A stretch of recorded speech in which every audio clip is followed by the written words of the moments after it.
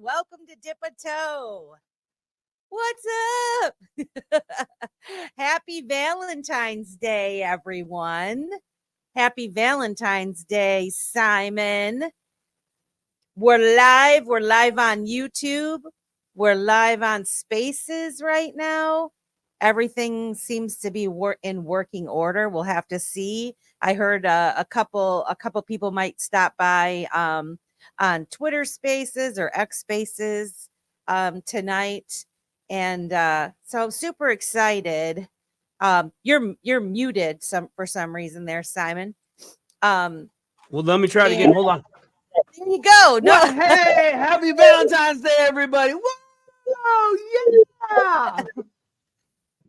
Hey, we've got future Numb in Spaces right now. Welcome, Future Numb. I hope I'm saying your name right. I'm probably not pronouncing it correctly.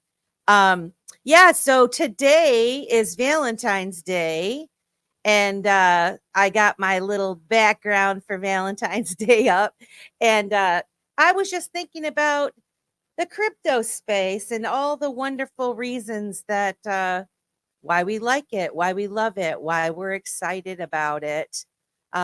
So I was hoping we could have a little chat about that and maybe talk about some things that have been going on this week so far. There's never a dull moment in the crypto space, is there? Probably one of my favorite things. Yeah. It doesn't stop. I mean, it can be a little daunting. I totally get that.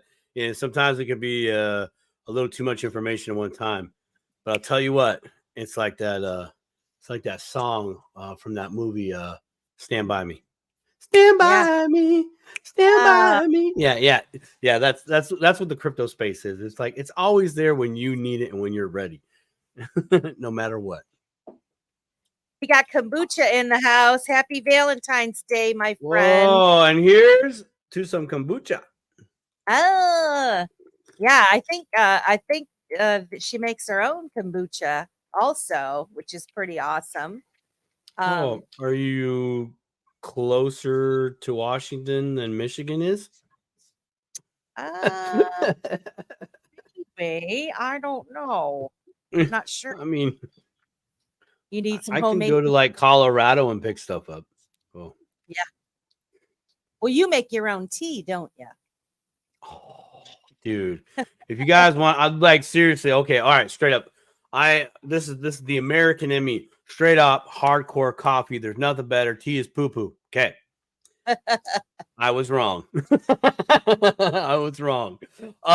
For many years, I never got the fascination with tea. I'd always watch movies, like some James Bond types movies or British comedies and things like that. And they're, oh, let's have tea. And then like you see like some spy movie and they're in the Middle East.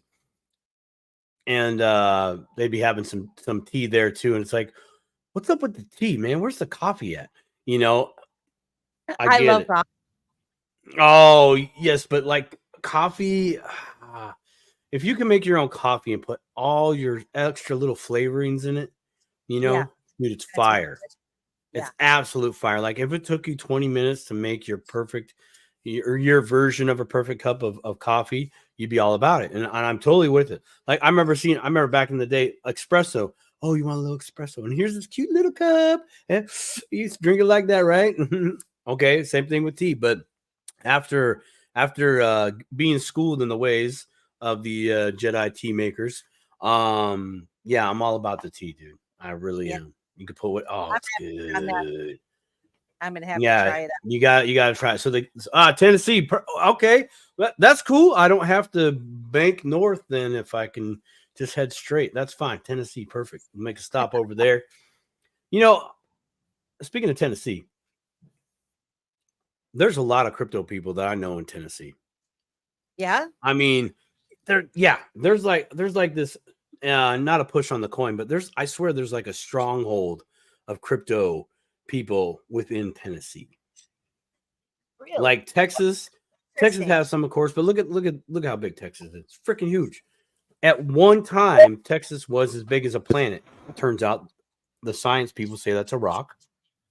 I'm still on it, the planet. but I you still know, think it's flat.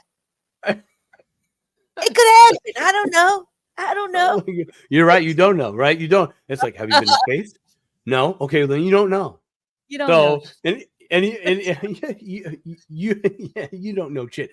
But I'll touch on that in just a second. But yeah, Tennessee, this for its size, there's a lot of crypto in Tennessee, man. There's a lot of people that Tennessee. So It's interesting. kombucha.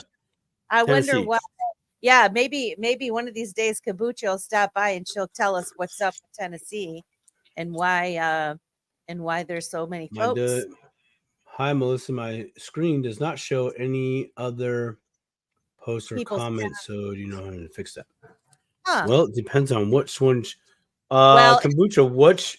She's channel you watching on? She's watching on X, I think. Let me try one. Weird thing. I don't know. So we're live on my channel, on my my X account at More Crypto. World Be Free. Follow me on X, please. And so I have it streaming there, and it's kind of recent that StreamYard allows now the comments from X to filter into this chat. And so we can see her comment. But maybe I'm not exactly sure where the chat is. Hold on. On Spaces. No income tax. Okay, that's why. There you go. Well, that makes sense, doesn't it? Huh? No income tax in Washington State either. Oh, okay. I was reading. That doesn't make this state awesome. No. Well, I read an article the other day. You know how they have random articles that pop up when you open a web page, and one of them had to do with talking about income taxes and basically trying to deter folks from moving to other states that don't have income tax. And they're saying, just because a state doesn't have income tax doesn't mean that you're necessarily going to have a lower tax bill, because they get their taxes in other ways. And a lot of times they say income tax or the property taxes are high and the sales taxes are higher. And so for some folks, that might actually not be a good trade. For other folks, maybe it is. So you probably want to look into that, just like you want to look into everything else before you make such a move to going somewhere else. Demo Clean, I think, is that how I say that? Demo Clean Salvation Inc.'s in the house on Spaces. Welcome to the show. If anybody has anything they want to input, just raise your hand and we can bring you up. Can you give us the thumbs up that you can hear us just fine on Spaces, Demo Clean? That would be awesome if you could do that, or a heart or something. I'm not sure. I know you wanted to talk about she got really busy with her new job. Well, not her new job, but her job picked up, and so she doesn't have as much time to play with us that like she used to. But anyway, there's a bunch of things that I wanted to share in light of Valentine's Day. I thought this was pretty funny, and hopefully I can get it. I'm going to share my window, I think. See if that works, and see if I can get it to go big. Oh, we don't want that to play yet. So Christine, our friend Christine, she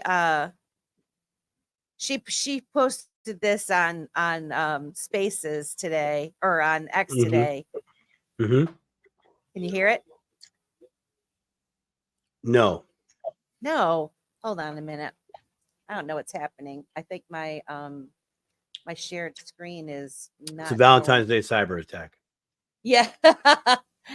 Yeah, it's a Valentine's Every day it's a Day. cyber attack, man. If you really look at some of that stuff, It- every day yes, is a I, cyber attack.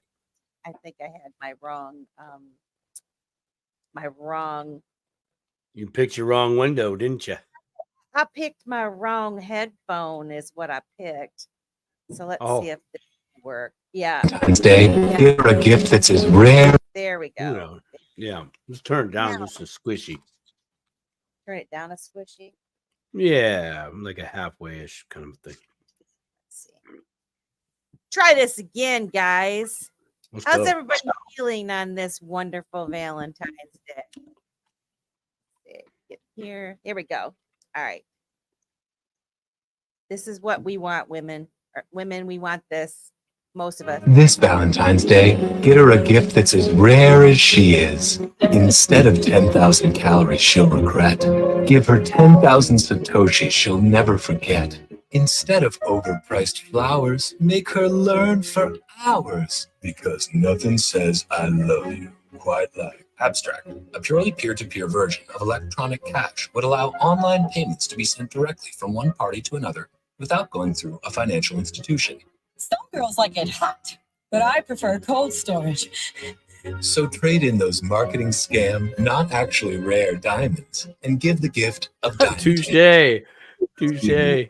All women really wanted your love. And freedom from the collapsing fiat Ponzi scheme. Bitcoin, because she deserves more than a pump and dump. This Valentine's Day, Oh, I like that. She deserves more than a pump and a dump. Wow. I said I posted that and I said, does anybody I want to see the XRP version of this ad. I thought that was pretty clever. People are so clever.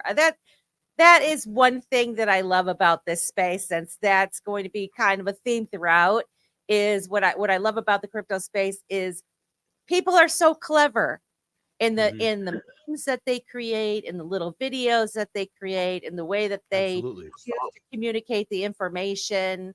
A lot of them are just they're really talented and they're really funny, and that is one of the things that I appreciate about this space.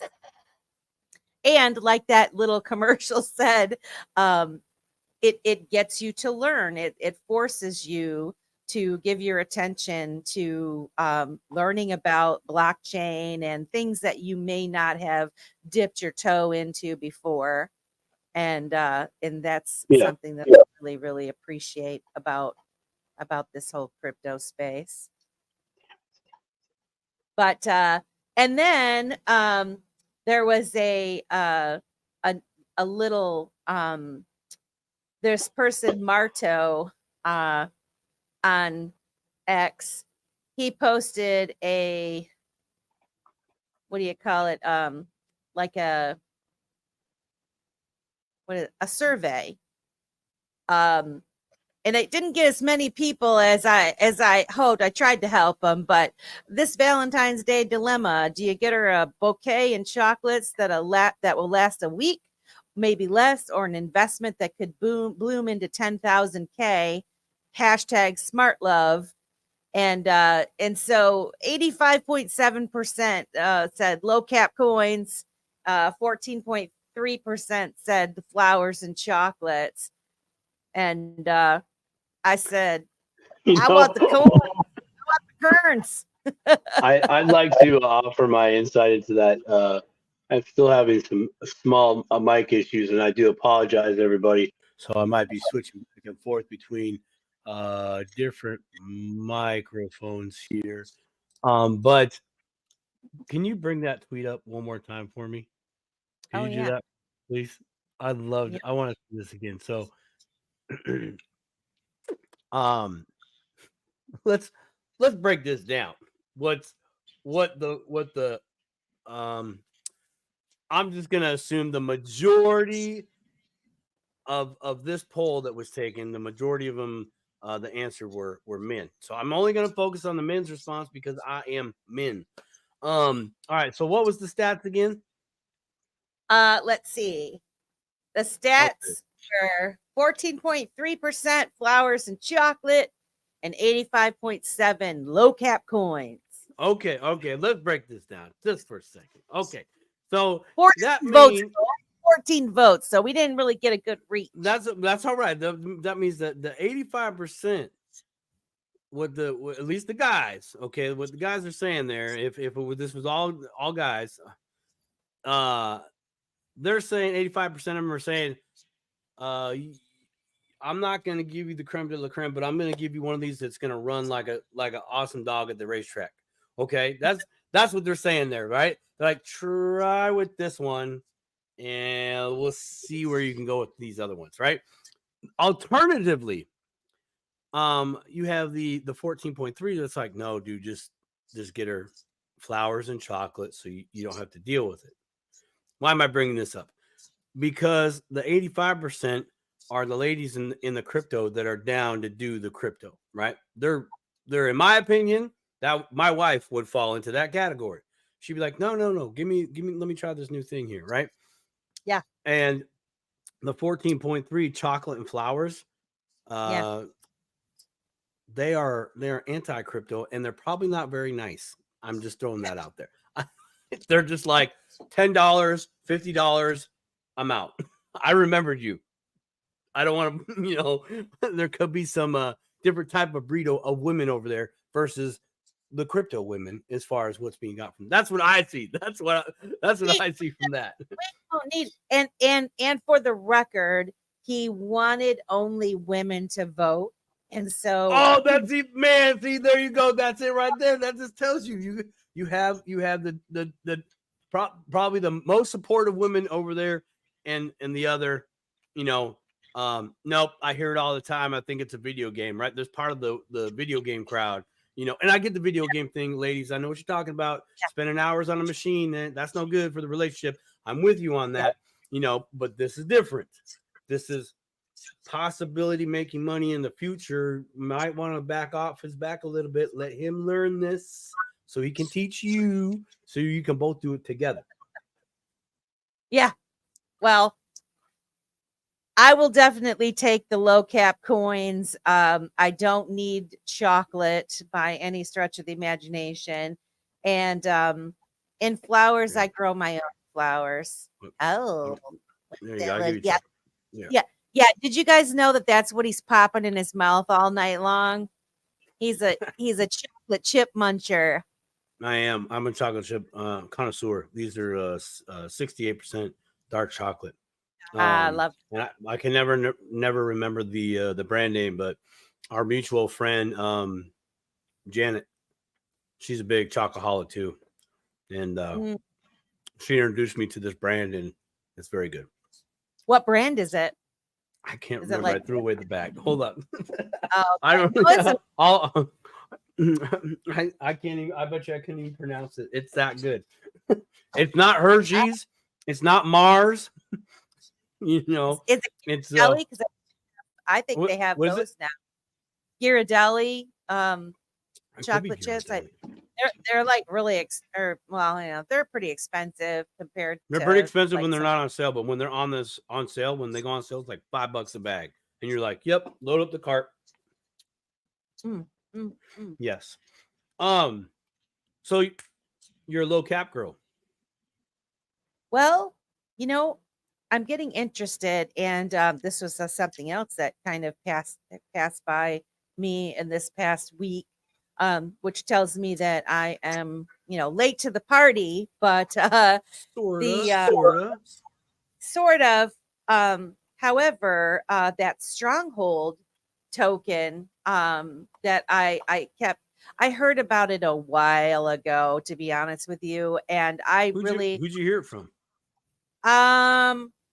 Probably Alan, probably Mr. Staple of the Staple Crew. Shout out to the crew. I will say this: I probably the other person that I probably heard it from is I don't know if any of you guys follow. He's old. He's been in the crypto space for a long time. He's like what do they call it? OG. He's OG. It's Mhm. it's the CKJ news. Oh, Bush. yeah.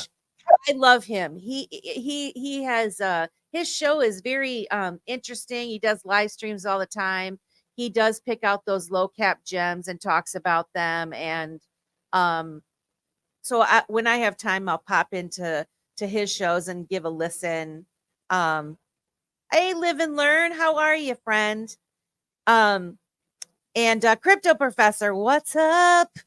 Uh, gosh, we're getting our buddies in here today. That's awesome. I have Happy something to share with you on the Crypto Professor, but please continue your story Okay. about the stronghold. So anyway, if you're on X, you'll know that there's a lot of talk. It's really kind of Tiara, happy Valentine's Day, my friend. There's a lot of talk about it now, this stronghold, and people are getting very excited because it hit a penny, and of course when I heard about it, there were like 3 or 4 zeros ago, and so people you could buy a nice size bag for a small amount, and so I guess when I read his tweet, his poll there, that was the first token that popped in my mind, and I need to look into it a little bit more, but um I got to find If it on you my would- thread, but somebody did it a would- really good thread on it and tells us about it. And so I'd kind of like to find it and talk about it. If you don't mind. If you would have If bought it back in December, on December 12th, you could have got it for 3 zeros and a 6. ugh, Right? Okay. yeah. So tell us about from so that's a 20. If you would have got in then to just his peak, that'd have been a 26x. So for $1,000, you'd have $26,000. wow. So if you put $100 in, that's $2,600. By the way, It would if you have go to been incredible. coinmarketcap.com, coinmarketcap.com, you can type in SHX and it'll list out some exchanges that you can get it on. But there's like a pairing with XRP. So it means you can swap it for XRP. This is what, do you mind if I Sure, I hope go you ahead. and learn this because I just found out about this myself, like where I really started paying attention. But this crypto banker, SHX, posted this the other day, and and everybody is saying it's a really good overview. So I trust what most of my peeps are saying. So anyway, for those of you that maybe are just listening and not watching, I have it pulled up on the screen, but it says SHX is the liquidity tool to send and receive value across modern payment networks. It's climate friendly, and it's been built on Stellar. Let's see here. And it established and launched in 2018. And it's the currency and real world utility building block of Stronghold Net. And Stronghold Net operates on institutional grade compliant technology and has multi-chain compatibility with XRP, XLM, FedNow, USACH, and ISO 2022. And it's also noted that Ripple are strategic investors of Stronghold Pay, and Stellar are strategic partners of Stronghold. And this is the other thing that caught my attention, IBM. And I remember doing research on IBM like about a couple years ago. I intended on looking into more things that IBM was attached to, and I just haven't. Because I've been busy. But anyway, they were Stronghold's first client and is also the strategic partner. So in 2018, IBM and Stronghold built the first stablecoin, Stronghold USD, which allows institutions and businesses to easily and compliantly acquire crypto assets. And this was the first stablecoin to be built on the Stellar network. The exchange had 25,000 plus clients in 2018 and went exclusive to institutional clients in early 2019. Oh, interesting. Okay. So now they just service institutional clients. The strategic investors of Stronghold and SHX are a powerhouse of industry leaders ranging from traditional finance to modern payments, technology founders, three of which are the co-founders of board members of the Bancorp Bank. JP Morgan are the main investor in the Bancorp Bank, as well as partner of Stronghold.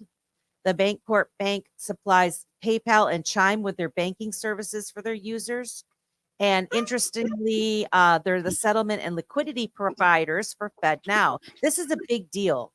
Okay, all right. I'm gonna do pause right there on the chime. I want you to Yeah. pause because this is gonna go at length. I Yeah. have to sign up. Dang it! I wanted to look if it's on chime. Darn it! I'm gonna have to sign in and do all that stuff. That's not gonna work for this show. Oh, yeah, go down, baby, go down. Okay, so You need let's back. you need Let's you need to let's keep back up. sharing this. Take it off for a Yeah, second. keep no. We're gonna stay on this. I just want to you All threw out a lot of awesomeness there, I did. and That's so I want to like pump the brakes a little bit, Yep. and not stop, but just kind of revisit some of that. One of the first things I caught in what you were reading to us, and I just want to highlight this, was 2018, 2019. And if my mic goes all crazy, people, I really do apologize.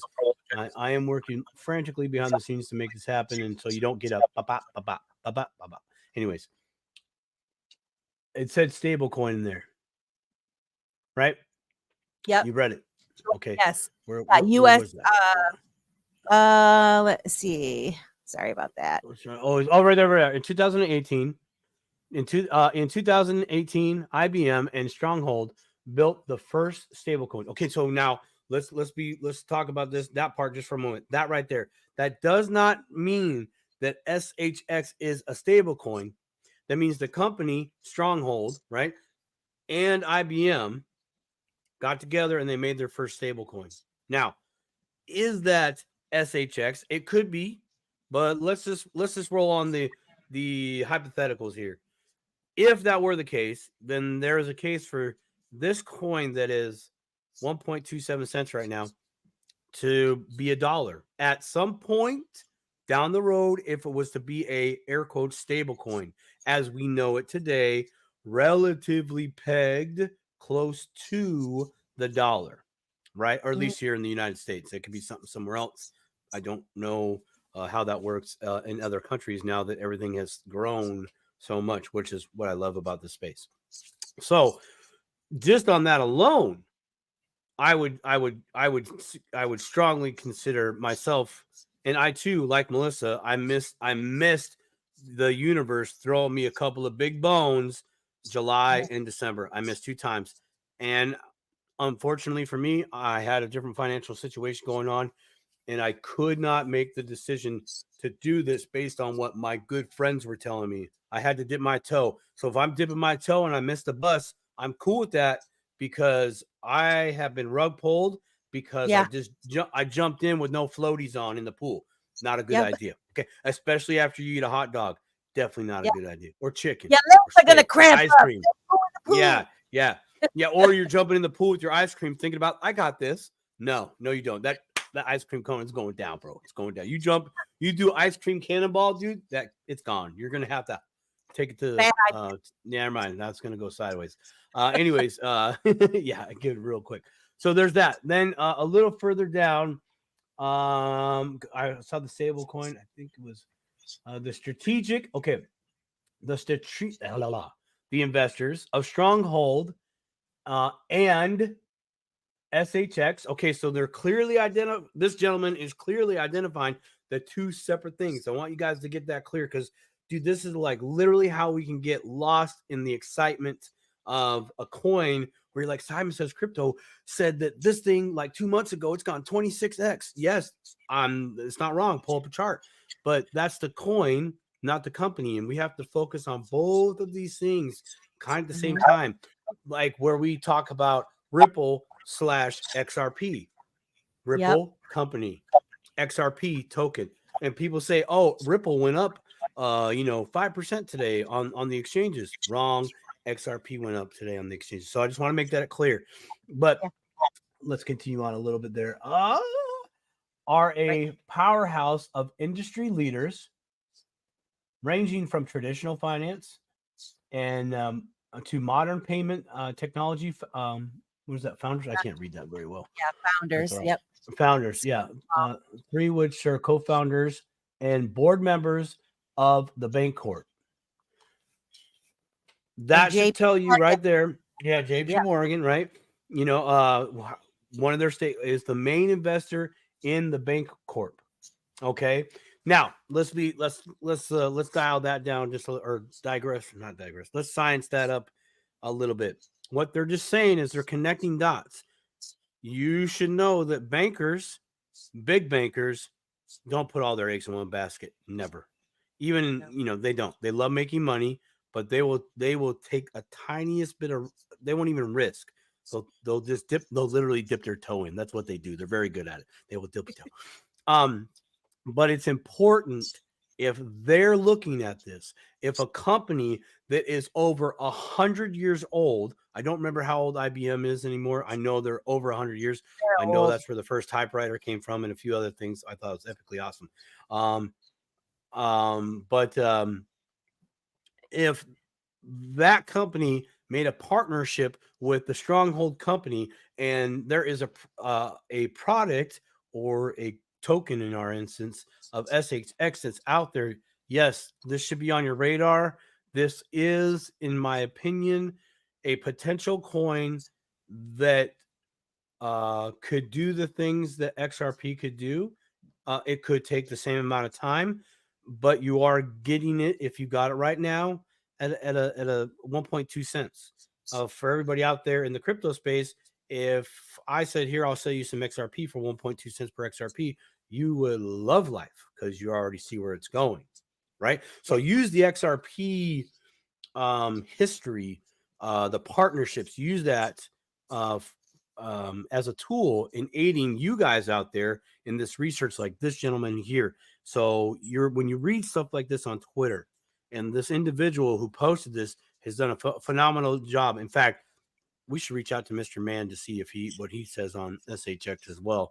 I'm sure he could turn up. Yeah, he could turn water into gold, dude. That guy, he's awesome, dude. I love. No, he understands these connections really well. He does. And he talks about Nacha Online and Stronghold are members of the Nacha Online Payments Alliance Board, which they govern and control the USACH network, a network that processes over $80 trillion in the U.S. in global payments a year. Yep.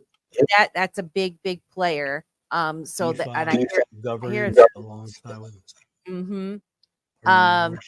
So can I Yeah, continue on.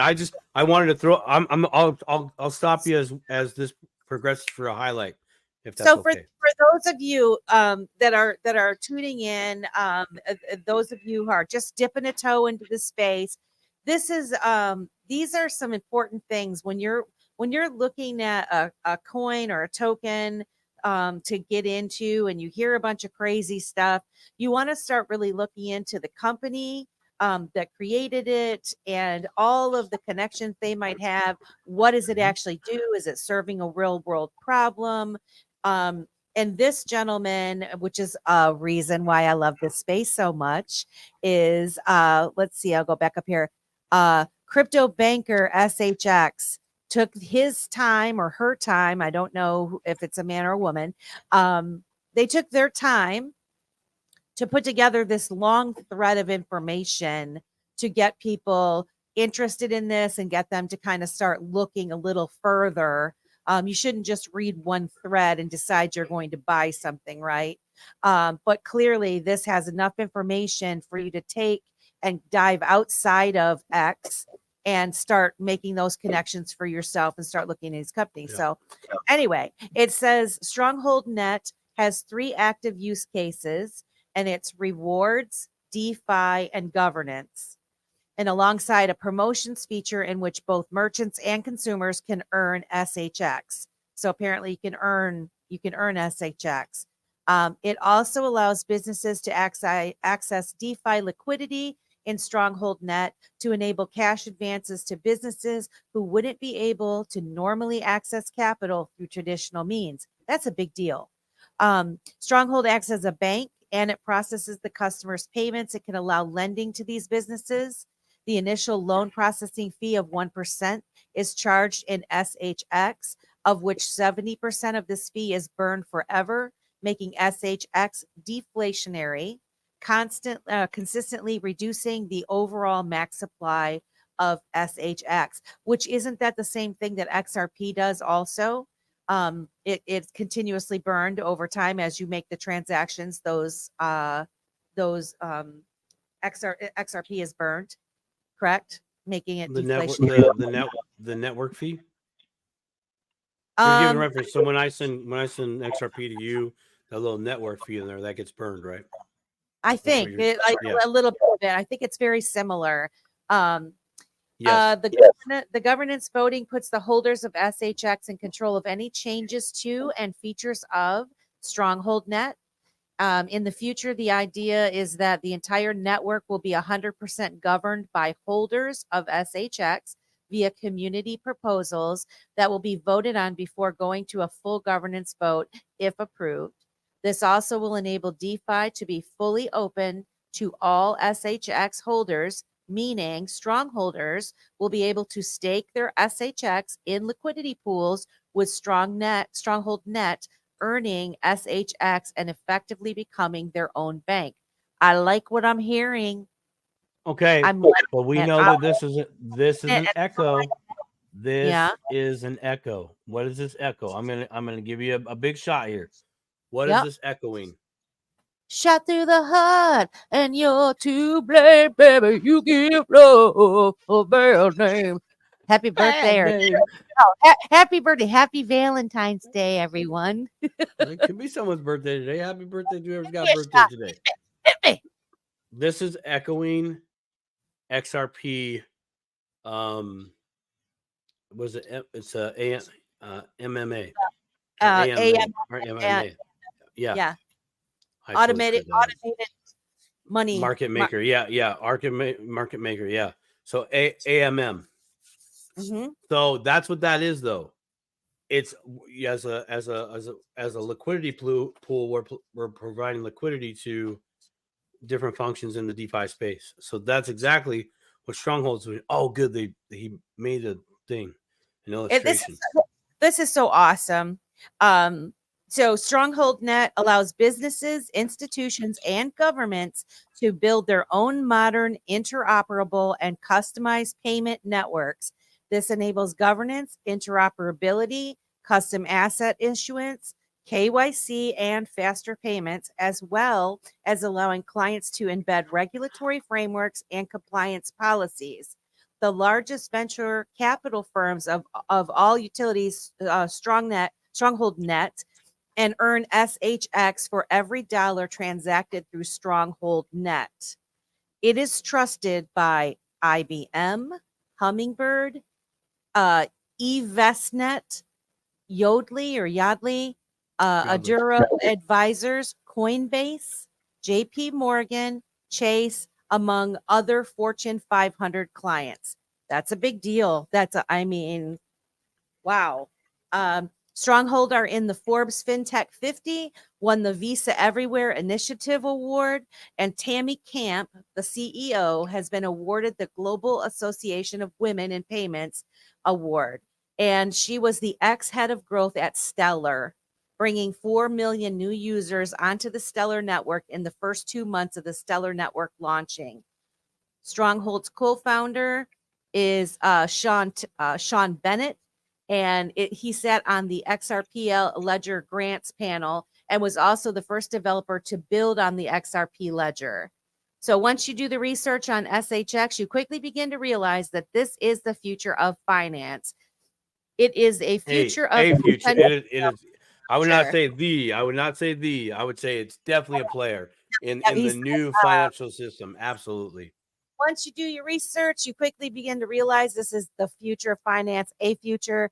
It is he predicts is in the future top 10 of crypto, not financial advice. Always do your own research. So let's see. Did this am I showing the full screen here? I think For the so. participants. Can you see it? Yeah, you can. Okay. There, that's probably better. Sorry about that. But, so this is just a graphic that he's got that shows the set of the blockchain enable capabilities. Just kind of gives it overview, and then he has one more, and this is the ecosystem. So key partnerships: IBM, Xspring, and Stellar. Select strategic investors are Ripple and what is that, MVB? Is that MVB Bank?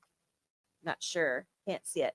Ecosystem traction, 11,509 Discord members, 17 signed and integrated channel partners, 8,121 merchant pipeline, and 65,410 Twitter followers. So,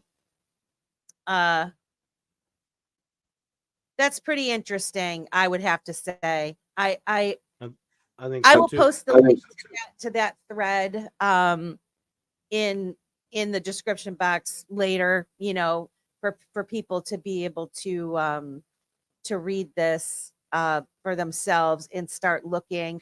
I don't know if the demo Clean Salvation had said that he couldn't hear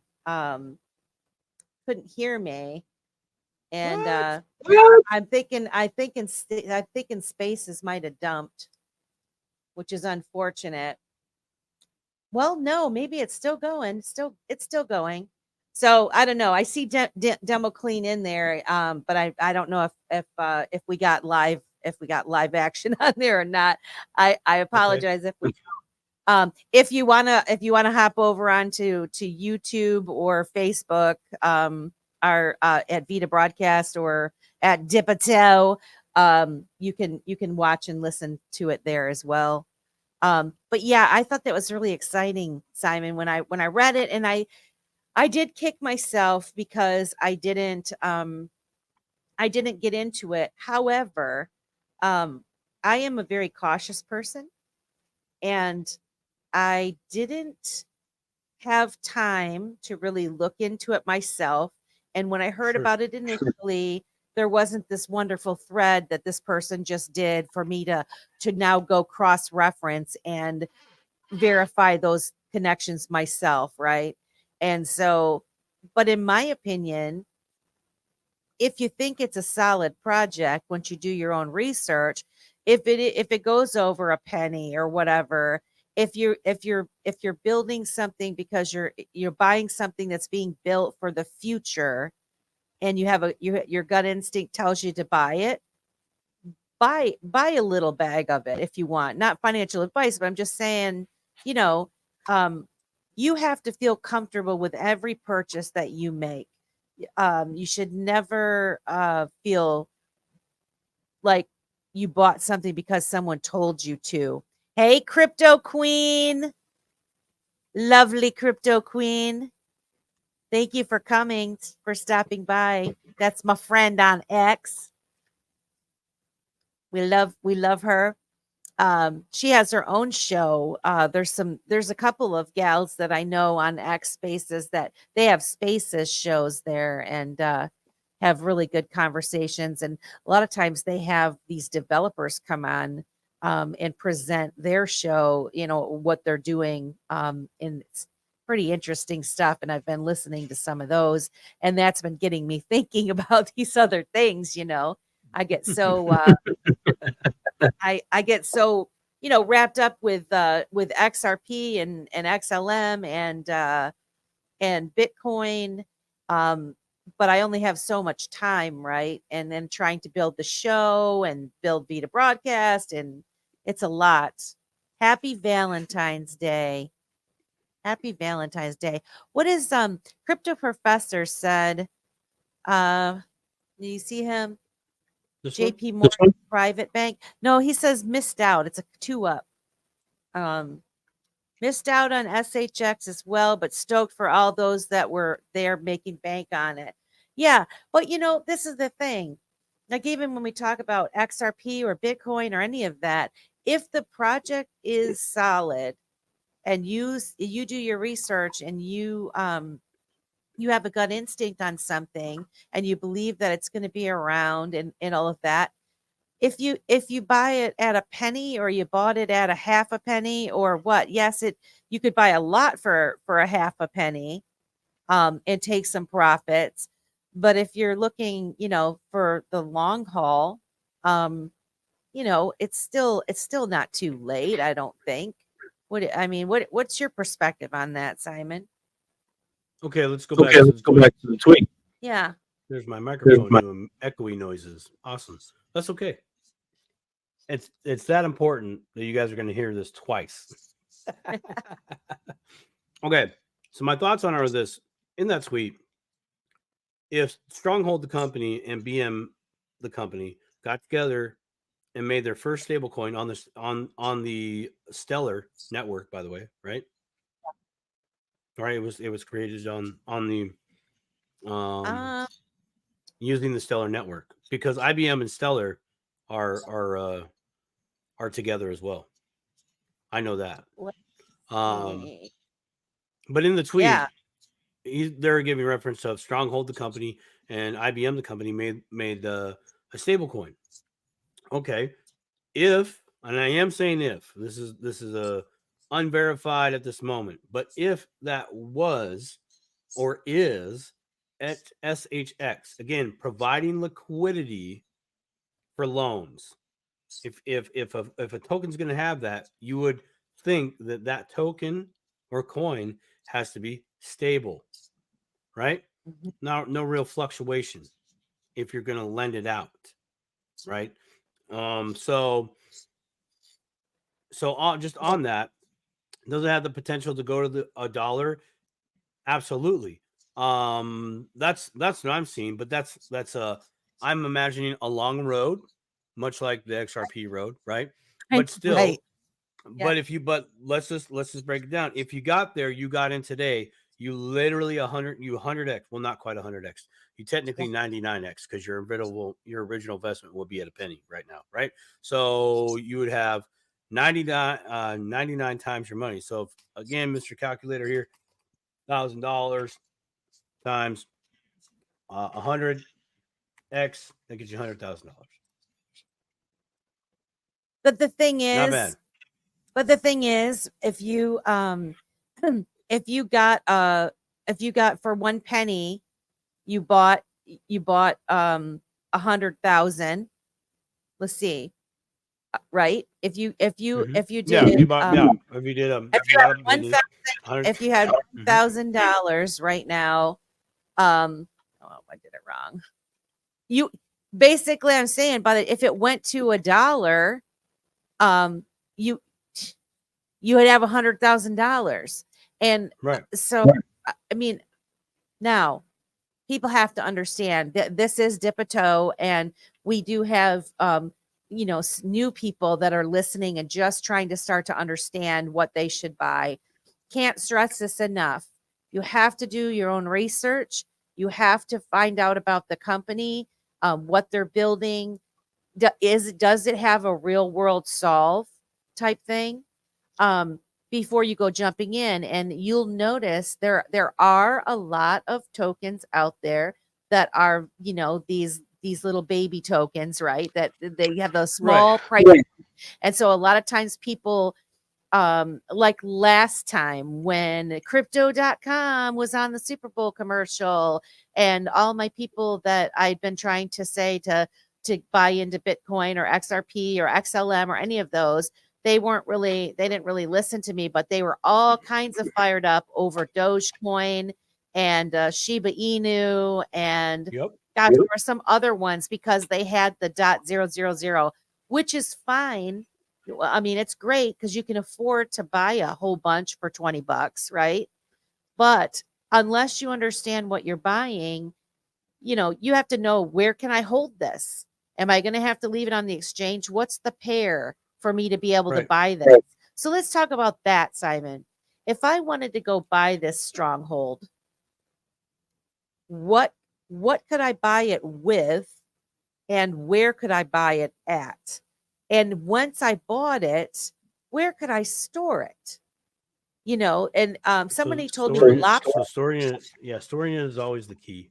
You have to find a place yeah, to put it, right? Oh, right? but I mean, you don't have to. Actually, let's just be real. You Okay. don't have to. You can leave it on the exchange. That's your choice. Yeah. You could totally leave it there. You could buy it and leave it there. You know, most people that are investing are not doing a trade. They're buying something and they're holding on to it for a while, and then they sell. Right. Look at all my XRP fans out there. They know all about that. Bitcoin maxis too. They know what they hold, and I think that's really something that actually I kind of wanted to touch on today. Is Bitrue is one exchange. Also Gate.io. You can also, Professor just popped that up. But what Melissa's really trying to drive home to everybody out there is know what you hold. And that has, if you really dive down deep into that, and just within yourself, do you know what you hold? Do you know what it is? If somebody asked you about it, could you say one or two things that you've at least, checked it out? Also, yes, Crypto Queen Uniswap. Thank you. I hadn't popped up the Coin Market Cap or the CoinGecko. You can check there too. I find it interesting that Bitrue is not posted on CoinMarketCap for a place to get it. I kind of found that interesting. You can get it from Bitrue though, right? Yeah, you can get. I have it right now. It's up. It's pulled up. 1.188 cents right now. You have to use Tether. Yeah, You have to use Tether, right? That's what I was asking. The pair. The pair. Yeah, the pairs. That. But that's as of right now, right? So this is crypto, new coin, sort of not new coin. Apparently it's been around for a while. Nobody's talked about it. And then here's all these information that's coming out that at least one individual has talked about. Yep. Gate.io. Yep. And Bitrue. Yep. And so there's those are the same places that when I got into Divi, the Divi project, that was the same thing as I had to get it. I had to go through Bitrue. And I think at the time I was like Bithum or something like that was another place. But I also had experimented with Uniswap, and that was easy to use. And even just exchanging. But I've bought some coins when I first started that are still sitting, on I think it might have been Hotcoin or something like that. you got Potcoin? Did you just say Potcoin? Hot. HOT. Oh, because there was Potcoin a long time ago. Oh, was there? There was Potcoin, Weed Coin, Joint Coin. There's a whole slew of them, man. Yeah, there's a lot of Jesus coin people. I haven't really looked into that one either. If I get a negative reaction to something in my gut, I just stay away from it. It doesn't mean that it's bad opportunity or anything like that. But if one little thing rubs me the wrong way, given the amount of time that I have, I generally stay away from certain things, So I think it's weird that they know this coin, so I stayed away from it. Stronghold is on the Ethereum network. You can it looks like Trust Wallet is a place you can store it. Also your MetaMask, but I know if it's on the Ethereum network, you could have like your Atomic wallet or Exodus wallet. You'd have to go through the process of adding the token. But if it's on the Ethereum network, then any Ethereum wallet that you have, you should have that ability to add that token to that wallet. To the wallet, to an Exodus or an right? Mm-hmm. Right. Okay. To any Ethereum based wallet. In theory. I've kind of just personally said. So let me ask you this. This is interesting to me. So it's on the Ethereum. Here. Let me share my screen. Show me, because so this is very interesting. This is where we say there's not going to be one winner, and a lot of the division you have between the different camps and whatnot. Here you have people that are both from Ripple and Stellar, right? But yet this is on the Ethereum Right here. network. When you're looking up a coin, I Yeah. have to add this. Sorry. Bam. Let's try that. Let's do that. Hey. When you're looking up a coin, like you're at Coin Market Cap and you go search out your coin. I did. Here, I'll just do it right now. SHX. Can you do it full? There it is. Stronghold right here. It's going to load the data again. Might take a little bit. But it gives you your kind of overall market average price. But down, about halfway on your screen left side, it says contracts. And this is the contract that it's on. It's on the Ethereum network. So, and it shows you can add it to the Trust wallet. You can add it to your MetaMask. And these are like links where you could just add that to that wallet like right away via QR code, things of that nature. Give me the more. Oh, well, give me more. Oh, there it is. Stellar. So that looks like it's a Stellar contract, right? So they're back to the Stellar network, right? So there you go. So you're on the Stellar network now. Personally, I haven't done that. Yeah, there you go, Professor. He's the professor is on it. So yeah, there you go. And below that, so Stronghold token markets. This is where you can go buy it as the Crypto Queen and the Professor both stated. A few of them. Gate.io. Oh, there's BitTrue. Nice. Stellar Terms, Sushi Swap, Open Ocean. And look at the pair, though. It's DAI. Look at the pair here on BitTrue. It's XRP. Okay. As well as Tether. Right? Okay. Gate.io, Tether. Ethereum V3 Ethereum or Uniswap V Ethereum. And so you'd have to wrap your ETH, which gets into some other topics there. But yeah, that's it in a nutshell. So because there's because we're still so early, really, some of these things are a little bit more difficult. Now it's easier to get Bitcoin, it's easier to get XRP, XLM, those things. But these other coins might be a little bit more difficult for those that have never navigated BitTrue and those types of Let's talk about that, though. Let's talk about this for just a second, okay? Here's something that I actually will look at when I'm like, okay, where can I get it? Right? Okay, yeah. I'm liking what Melissa's talking about.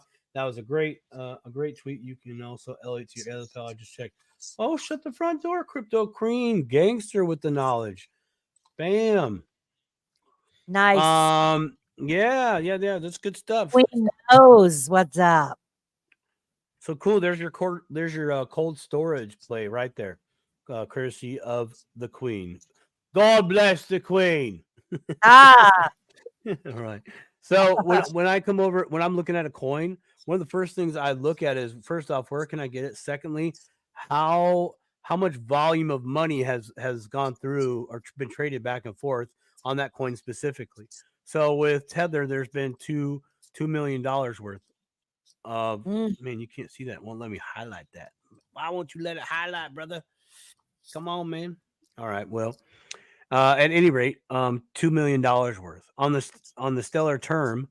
It's done $3.3 million. In XRP, it's only done 387,000. On Gate.io, it's a little over 500,000. Why am I bringing this to your attention?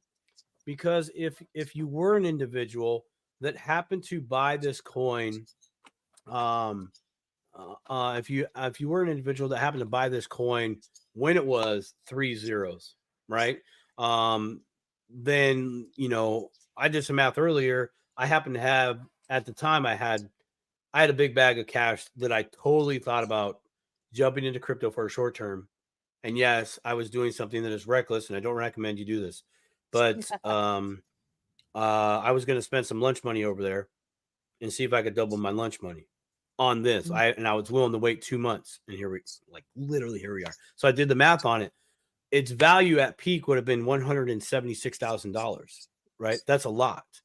But the thing here though is $176,000.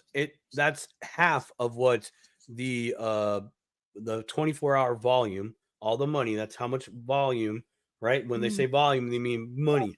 How much money has it been trading today? Well, that's half of the 387,000 of the pair Stronghold paired with XRP, right? So if I went in there all at once and I dumped on the market, I would crash the price instantly. So it's important to see. It's like, okay, off ramps and on ramps. How many places can I sell this thing? Right. So Melissa's saying, do your research, get in. It's like, yeah, this is a good thing to get in, but you need to make sure there's a way for you to get out. Right. At least one other way, alternative to the way that you got in, because in this space, doors can shut quick and fast with a little bit of warning. You know, it's just the way this is right now. You know, just the way the space has been for quite some time. It's still very much wild, wild west. And I'm not trying to scare. I'm trying to make you be aware right now. Just trying to bring some awareness to this. Okay, that's just what it is. If you know what the space is, what to kind of expect, then you can see why some of us, like Melissa, myself, are saying, hey, do your research. Where can you get it? Okay, cool. You found some places. How much volume is going through in there? Because maybe you are somebody out there that has a big nest egg, right? You got 10, 20, 30, $100,000 that you're like, oh my gosh, these other investments have been slow, and this crypto stuff is really looking good. It's really piquing my interest, right? I would say personally, if me and you were having a one-on-one private consult type of thing, or if we were just out to dinner and we were shooting the breeze, I would say do not take that whole money and spend it there, because you don't have the places to liquidate in a fast manner versus something like XRP versus something like Bitcoin. There's lots of off ramps for those two, right? And it's even Stellar's everywhere, Ethereum everywhere. There's always a place you could at least swap it, trade out of it, whatever. There's multiple ways for you to do that. With Stronghold right now, there is not that many. There's 7 places. 2 of them are the same store. So there's 6 places that you can, according to CoinMarketCap, that's an on-ramp and off-ramp. And 2 of those places have over $2 million a piece in volume. So that's pretty good, right? You want that, but still it's going to be slow. It's going to be slow. So if you're trying to do this as a quick trade, wrong play. This is a buy and hold. What you just explained, I kind of knew, but for some reason you always have my little eureka moments whenever you talk. XRP Slag, good day to dip a toe, fam. What you did find out about exchanges partner with ISDA. Oh, I don't. We'll talk about that in a minit. I'm not sure if we can talk about that right now. That was the question from a couple shows ago. XRP did ask about we can jump in that a little bit. We'll talk about that in a minute.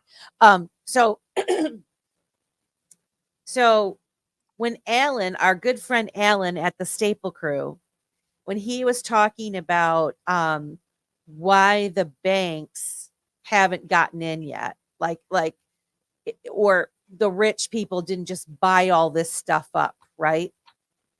It's for the very reason that you just explained. Well, okay, unless I'm going to make myself sound like an idiot, but it sounds to me like we are recording.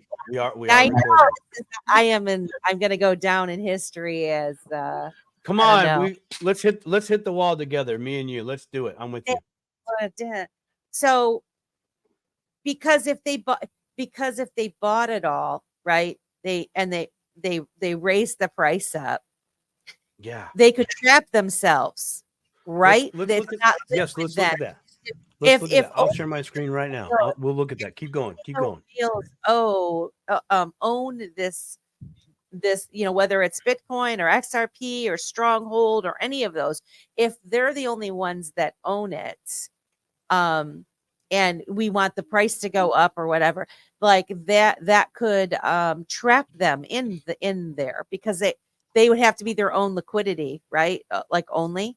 I mean, I don't know. I guess Yeah. If why aren't the banks in? It's like, well, because if they just got in, then they're just buying something with themselves, right? Can I make this all the way? Yeah, go ahead. That's fine. So I'm on BitTrue right now, and so we're kind of touching on the topic of volume, right?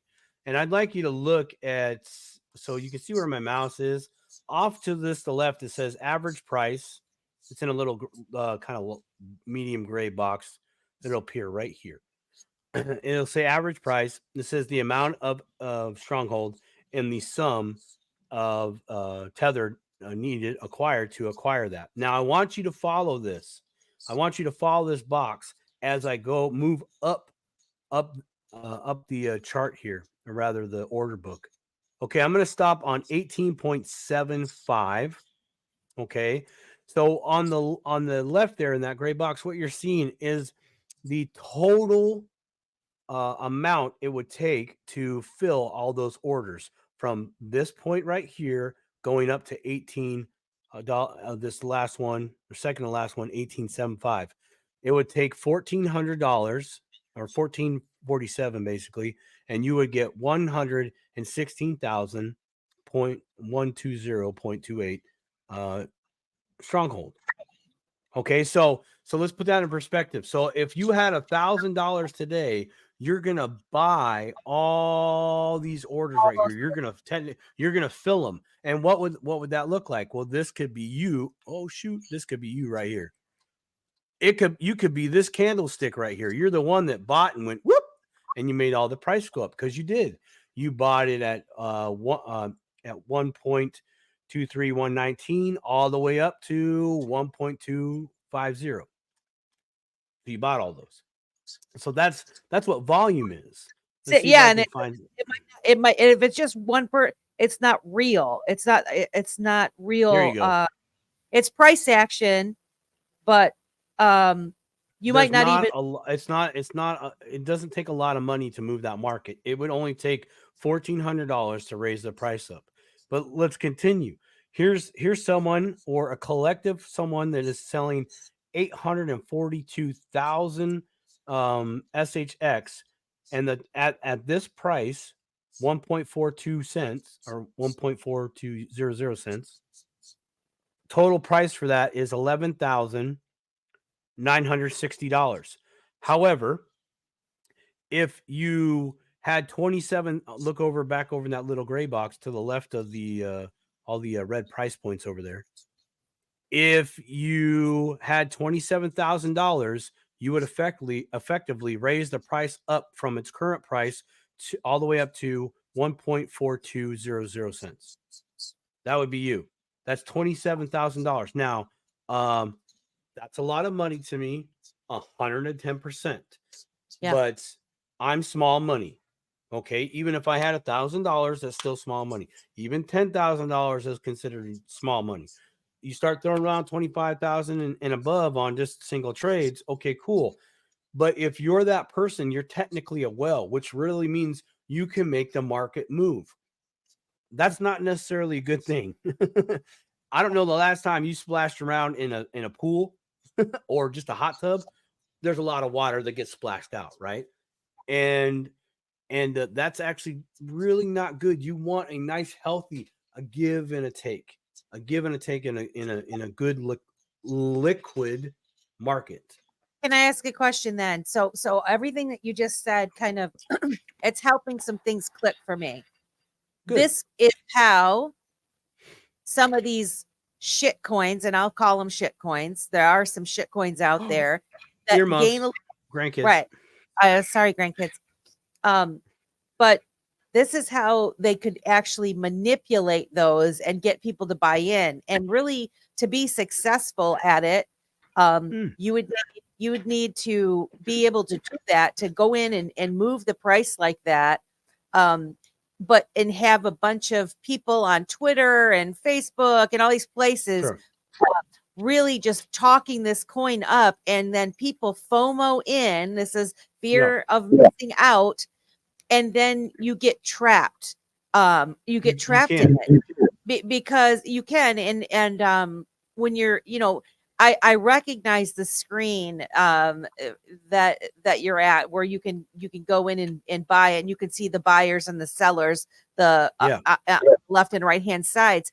And so if you have an order to say, like, you want to either buy it for a low price, or you want to sell it for a higher price, right, than what you bought it for. I remember looking at that and thinking my order is going to come up anytime now. But if there's a big person above you that is selling for just a smidgen less, that those orders are going to get filled with that person's. And it could easily be manipulated if it's a small market, right? If it's a small, in relation to the overall space, I could see how people are able to do that, how they're able to manipulate with these small coins or tokens. Am I close to being right? It doesn't take a lot of money to manipulate the price. Because again, let's say I had a whole bunch. Okay, let's say there, let me zoom out a little bit more. I'm gonna go on here we go. This is better. So we're looking at what's called a daily chart. So each one of these candlesticks represents a day, as opposed to if I went to an hour chart. Now each one of these candlesticks represents an hour. Okay, so I'm going to go back to the day chart because I want to show you something. Let's say you were the big fish in the pond. JRB said they were the candlestick when you were talking. I'm that candlestick. Was it you? Dump the market so I can get in for on the cheap, bro. Come on. So if that truly is JRB there, then JRB bought this whole time. He bought and sold, but he was accumulating this whole time. Then it only takes, say this much, not very much. And now you got some hype going. Throw a little hype out there, a few tweets, get some people on board. People are buying, and then the FOMO kicks in. Boom. Here it is. Price skyrockets because people that have $5,000, $10,000, etc., are starting to play. But this is the start of the red candlestick. You're like, nope, I'm going to dump on you now. I'm going to slowly sell off. And, from this low point going up to this high point, it's like 26x. So you're averaging, actually, if you were just the one big whale in our scenario, and you accumulated all this, and then you manipulated the price with 10% of your bag, that means the rest of the 90% of your bag, you're selling from the top all the way down to probably this level here. You've made massive amounts of profit, right? And this you bought in here. This is you. You're like, oh, it corrected on that little candlestick. You're like, yeah, dude, I'm in. Boom, I'm in, bro. Yeah, let's go. In fact, I know another crypto friend out there that actually did buy at 0.008, right? And then it rocketed. But I was actually watching this myself, and I was like, don't get in. You're FOMOing. You're missing out. You missed the thing, right? Just wait. It took. I'm gonna be real. I'm gonna be very, very real here. I had probably about an hour where I had the shakes, where I just was like, I could feel the adrenaline pumping, and I had to stop. I really had to stop, dude. I literally crossed my legs, native style, went into the chakras, and I did some breathing, and I'm like, calm down. Yeah. You missed this opportunity. You had your chances. And you didn't give it the effort, and that's okay. That's okay. But you have to let this pass, let it come down. And now it's, slowly coming down correctively. That's FOMO. FOMO was right there in my face going, come on, man. Come on. Do it. Come on. You want to, let's go. We could be rich. We could be rich tomorrow. This could go to the moon. I'm telling you. Everybody is going to miss out. Yeah. No. Yeah. So at any rate, that's Mr. FOMO. He's a real mother plucker. Let me tell you. So this is where you can get trapped, like what's going on right now. You're watching the price go up. You go to bed, and you wake up, and now you saw this long candlestick that went down. You're like, oh my gosh, what happened? Now you're like, oh, it's going down. Mr. FOMO again, trying to trick you and say, oh, you should sell, you should just get out. And then what'll happen? Price will go up later, at some point down the road, just like it did right here. Just right here. I can almost see us doing this action right here. Correction. Okay, rebuy, accumulate, run the price up. Okay, sell a little bit, make it boring again like it was. Psych.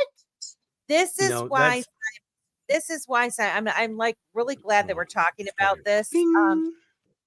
Because it's actually really clicking with me. It's been a little bit since I've played around with BitTrue and going to those sites and trying to purchase or sell anything.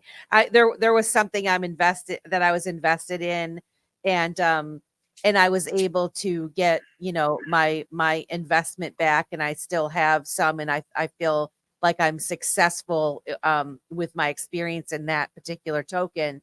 But it's for those that are not super experienced, and this is my position on most things. And I think JRB brought this up too. The dollar cost averaging in, I dollar cost average into things so that in projects that I feel are going to be around for the long haul, that they're providing a real world solve. And I chose them myself, and I dollar cost average. And so on the times when the price goes significantly lower than when I bought in the past, it helps me to lower my overall average of the price that I bought, whatever it is. That's right. Back up the truck. You're gonna put this awesome, cool coin on discount again. I will let you bring it on. Yeah, exactly. And because we're so early, you have like the whole price discovery of things, and you do have people that are manipulating depending on different ones. We're not specifically talking about Stronghold here. And I do think from what I've read so far, I'm definitely interested, and not because it was under a penny, right? I am interested because it sounds like a very solid project, and I don't have a problem paying 2 cents, 5 cents for it, actually. Right. So, I mean, and will I become an overnight millionaire? No, but I think if you come into the crypto space looking to be an overnight millionaire, get rich quick scheme, you probably are going to get burned unless you're super, super disciplined and schooled and educated in the space. It's just not, do you want to live your life that way? Really? That's the thing. Right. Well, exactly. And look, there's a lot of, there is a lot of beautiful, awesome overnight millionaire stories. In fact, this is one of them.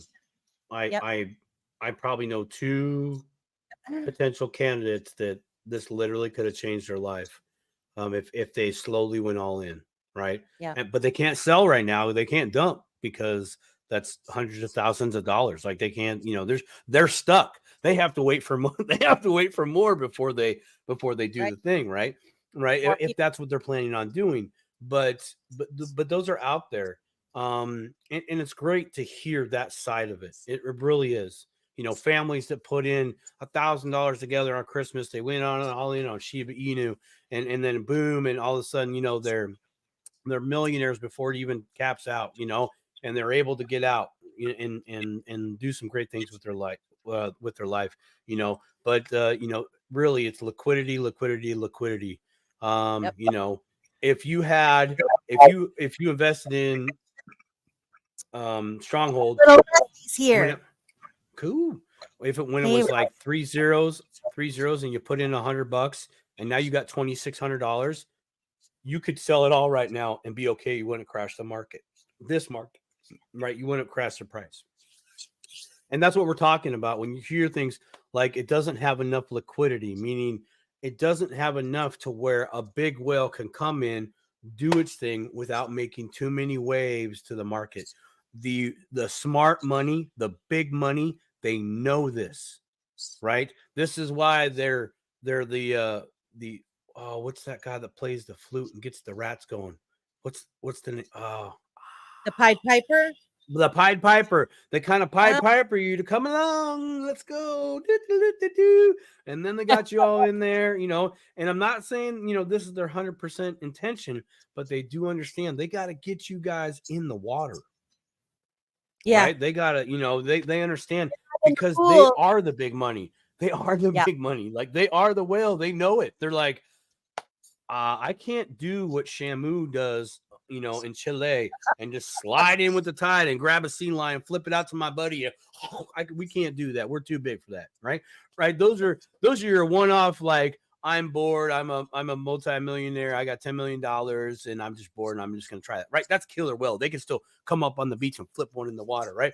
But the big whales, your gray whales, your blue whales, your big boys, they can't be coming close to the island, making a little splash, because it'll be a tsunami and it'll be over, and they'll probably beach themselves in the process, right? So a little nobody wants a beached whale. No, nobody wants a beach whale. I just want to let like you Shamu. know that I like Shamu too. Shamu. I have Rusty as a speaker now, so just want to let her know if you want to chime in, pipe in, Rusty. Pipe in, Rusty. Hey, friend. I'm about to tuck in the littles for bed, so I might be AWOL for a minute. But thank you for having me. I love this space. You guys are amazing. Keep up the great work. Keep up spreading the good word, and y'all are really honestly, y'all are doing the Lord's work. So keep it up. Oh, love you, Rusty. Thank you, Rusty. Much appreciated. Background. I want to go night night. I don't know what song it was, but that was great. Yeah. So this is helping me put things into perspective, really. And I mean, you can go wrong. I don't want to say you can't go wrong, but if you do your own research and you really start looking into these things and you buy into something that you believe in and your dollar cost averaging in, or like, I mean, well, I don't think you can use your bot for this yet, but you know, when I already called the developer today. No lies. I was talking to him about it. I'm like, he goes, well, which exchange is it on? I said, Bitrue and Gate.io. He goes, I'm like, I know Bitrue we can do right now, but it could be, could be short-lived because how that bot works is based on where the server is, and it's in America, which no problem there. Only that as soon as the government officiants kind of start cracking down on these exchanges, as soon as they start wanting to do money, dollars, then it goes horribly wrong. Per se. For us. JRB says the YouTube channel Red Pill Pro covers the AMM on XLM. Oh, interesting. Cool. We'll have to check that out. And then Crypto Professor said, also check out the supply of the coin, circulating and total, to help you predict future price. Yeah, I guess if there's a ton of circulating supply, would be different than if there was just a small amount, right? I mean, right. That also gets into the dang, man, lots of echoes. I think I know what the echo is. I actually think it's because I'm a moderator. I think that's part of the problem. That's the only time I've noticed the echo thing that people are experiencing. So I do apologize for that. But let's get back to the professor. The professor is right. So if there is 100 billion of a coin, but there's only say 100,000 of them out there right now, what's going to happen? When are all these coins going to get released? Right? Kind of like this, even with XRP. Ripple, the company, is the custodian of the XRP that's in escrow. Right? So at some point, those are going to come out. Those come out actually scheduled. Like there's a clock on that when those come back and when those come out. Right? Now, where they go, we don't know here on Main Street, right? We don't really know. Okay, I'm going to say really know because we're not in the room. We're not doing the action. So in my world, if you didn't do it, then you don't know. So you better start dipping the toe. Just take it nice and easy. Don't assume. Just kind of see if you can put 2 and 2 together on some things. But when you have that controlled supply, to a degree. There's an effect of timing. Again, the smart money know these things. The smart money looks at all the variables and then they pull the trigger on something, right? After they figured it all out. Because it's a mathematical equation to them, and it really is. But so when you have if all the circulated supply is out there, and maybe there's too much of a supply. And this is going to touch on burn. Hey, we need to kind of get rid of these, right? That's one of the benefits about Bitcoin is there's only ever going to be theoretically. We'll just keep it simple. It's not entirely factual, but there will only ever be 21 million Bitcoins ever produced. Right? Ever in circulation. Okay, so there's your finite amount, right? And so with like a lot of these new coins that have come out, say Shiba Inu is a great example. Dude, it had a plethora of them. So they had this problem, and they have to do what's called a burn or a tax. So that way to get them off, gets them out of the market completely. So it gets them out of circulation. So once it's out of circulation and it cannot be re-entered into circulation, now you have a protocol that creates that finite amount over time. Again, you figure out the timing, you can gauge things and make a very smart decision of some price action with other different variables and things like that. So okay, so this is helping me, and I'm learning as I go and trying to tap into things that I thought I knew or I think I do know. So when we talk about Ripple and XRP, where they're releasing a certain amount of the escrow at certain intervals, then would the reason for that is to prevent a scenario where you do have a whale buying a whole bunch in one there is setting, some of that too, yes. Leaving the market intentionally. Like, even I guess if you even think about these projects are, I would like for them to be working all together, but there's a big battle going on right now, right, between the different camps and the ones that want it to go this direction and the ones that want to go at the more of the sovereignty direction. And so it's also kind of a form of protection against attacks in that way, right? I mean, if to prevent somebody from buying a whole bunch and shooting the price up. Let's roll with that for a minute. Yeah. Let's roll with that for a minute. Where are you going with that? Okay. Yeah. So yes, it can't. Projects do this for what seems to be one of a few common reasons. One I'm just going to talk about right now, and that is to protect the project. Okay, to avoid a pump and dump. The easiest way for someone like me to defeat a project like yours is to wait for you to release it. And if you release everything all at once, all I got to do is be the one behind the scene. I'm going to make your coin look like an all-star. And then I'm going to make everybody come along with you. And then I'm going to drag it through the mud and them with it. And it'll be on you because they won't know I did it. I will. What do you always say? Problem solution. Oh, problem reaction. Yeah. Okay, right. So that's it, right? Now this is dirty business, but it still is business. Okay, if you're in direct competition to allegedly not only fix the actual problem, but also to be the controller of that problem, a position of power. Now we're getting into some hierarchy stuff here, people. We're talking world leaders, people with actual real power. Okay. It'd be like Jesus and the devil kind of going at it, pretty much. That kind of stuff, right? We're just the angels in the middle. Like, whoa, what?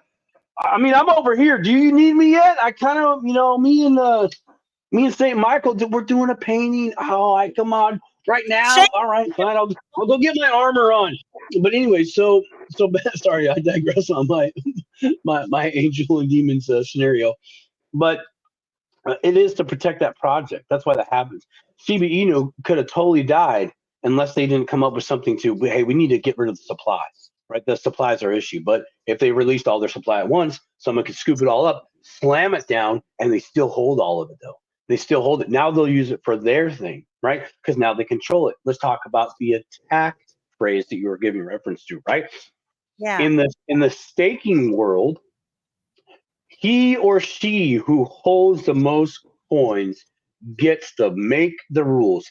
That is no different than one of the golden rules and principles. He or she who holds the gold makes the rules. Mm.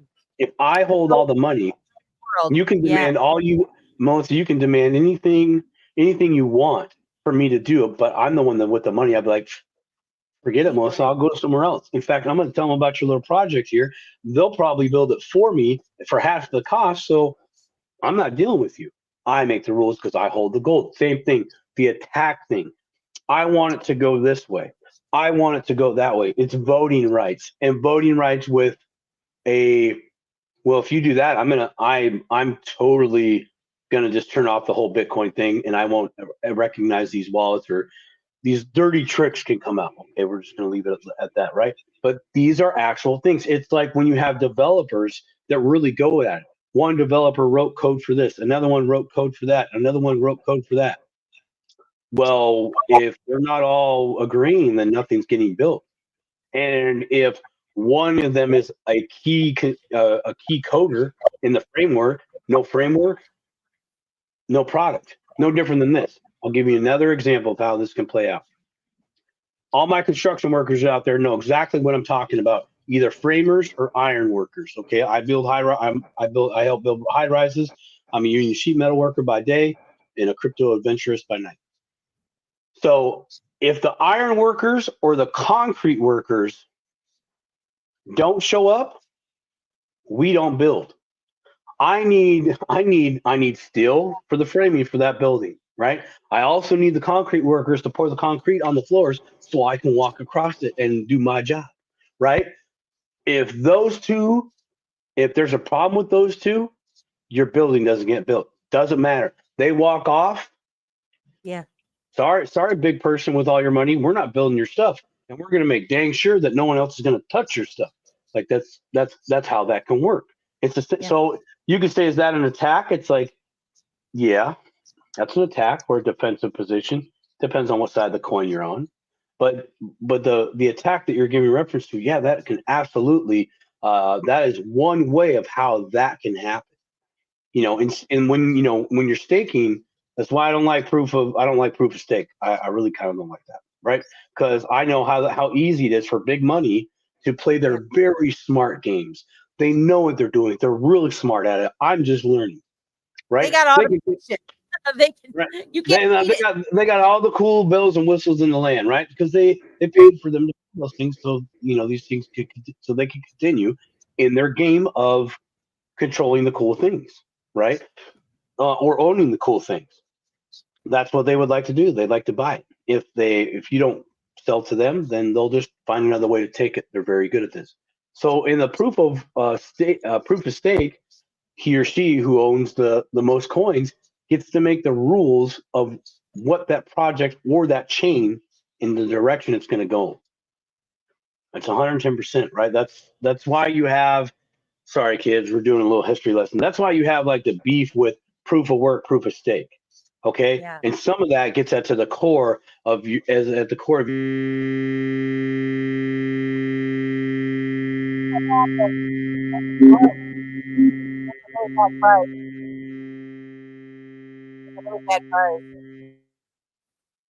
It's you. I just muted you. I don't know what happened. Yeah, it was bad. Real bad. See what happened.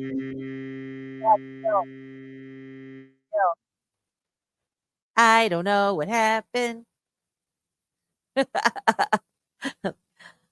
see if we can fix it. While he's doing that, I'm looking at the different comments that was here.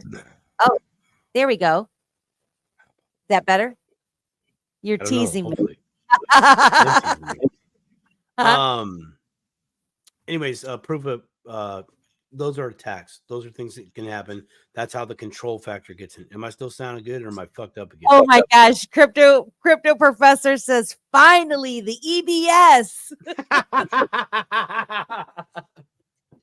This is not a drill. This is not a drill.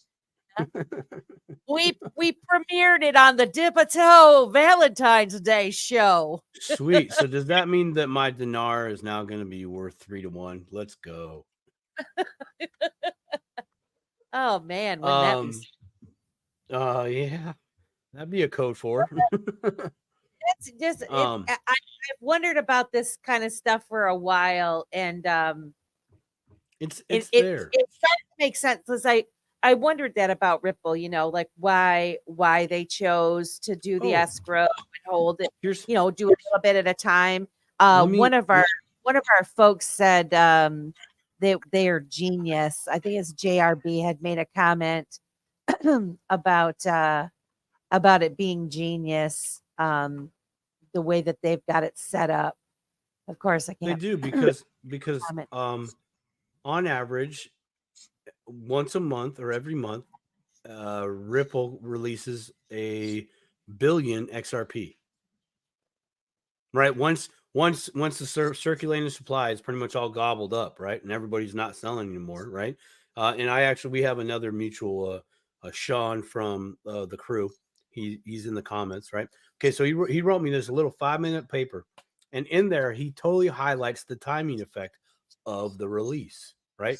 He says, he in this scenario, he says if XRP releases 1 billion per month, that means probably you or me aren't going to get a chance to buy those because those will go to institutions or countries or big companies, right? Think about it just for a minute. Ripple has multiple partnerships with multiple big top entities. You're not going to get it. You're not going to be a part of that, right? But he says, if that were to take place and all billion were again taken, bought up in that month, and then in another month it would happen, and so on and so forth. He says it would only take 3.8 years, so basically 4 years, for all the XRP to be in play, in circulation, and there is no more. Can I ask you a To question? be released. Okay. Can I ask you a question real quick? Yes. Before you finish? Sure. So the 1 billion that gets released, and you said that goes to institutions. So there's a little bit, maybe retail gets some of it, but the rest of it goes to institutions, or none of it is going to retail directly from Ripple. It's these other players like Uphold and those places that are selling it. Uphold's out. Okay. Uphold does not stand a snail's chance of a country like India. Okay. So this is when I think about the Ripple and the level playing field, okay, that's something that has been repeated over and over again. When it comes to Ripple and XRP and creating the level playing field, and when you see all the things that are going on with the countries and all of that, and we see what happens with Bitcoin, and is this way, even though you're saying it's going to like countries or bigger institutions, but it's also a way to control that as well, with it going to the countries, not directly to retail, because then that creates more of a level playing field, so that one country can't just hog it all up, hog up all the Bitcoin, hog up all the XRP, hog up all these countries. These countries are going to have to do what anybody else does, like in retail, and that is whoever wants to pay the highest, you get the Bitcoin. Well, I mean, I guess XRP. I mean, aren't you seeing, like, in maybe I'm misunderstanding what I'm seeing, but I see a lot of countries are buying the silver and the gold. A lot of countries are investing in Bitcoin. A lot of countries are involved with XRP, XLM, and these types of things. Sure. And we don't necessarily know how much they hold or what kind of contracts they have that are, or anything that's over the counter in these institutions. But again, I've said it in the past where I say I think things are being handled very strategically and carefully. And this is just another thing that supports my thesis on how I think that this is all unfolding. And I think it's a beautiful thing. And there, there's different ways that this is all happening, like the Bitcoin with the 21 million, with the XRP, even though they're different, they're still, it's still being handled in a controlled fashion, because you can't, Bitcoin's only going to Right. do 20. There has to be a there has to be a control mechanism. And that part control mechanism, everybody agrees, good. That's why they did it. Now, where's the problem? The problem is everybody. Yeah. The problem is everybody that can figure out timing. You have an individual that lives in Florida. I'm not going to go into their details of everything that they do, but he figured out that it takes 3 years and 8 months for all the XRP to be released. So here I go. Hey, let's look at a chart right now. XRP is at 52 cents. When's it going to get to $10,000? Oh, that'll be after 3 years and 8 months from today. Right? Yeah, because okay, right. So it's like if XRP or if Ripple released 1 billion XRP to the open market or to the private market, probably more to the private market, because again, the partnerships that Ripple has made, those institutions and countries are going to need it. So Ripple will be more than happy to sell that to the highest bidder. So when it's a level playing field, it just means we're going to give you all that same opportunity as we have done so far. If you would like to buy, this batch of XRP to meet your needs, here's the sticker price, and we're going to go ahead and go up from there. But we're not going to move the market over here.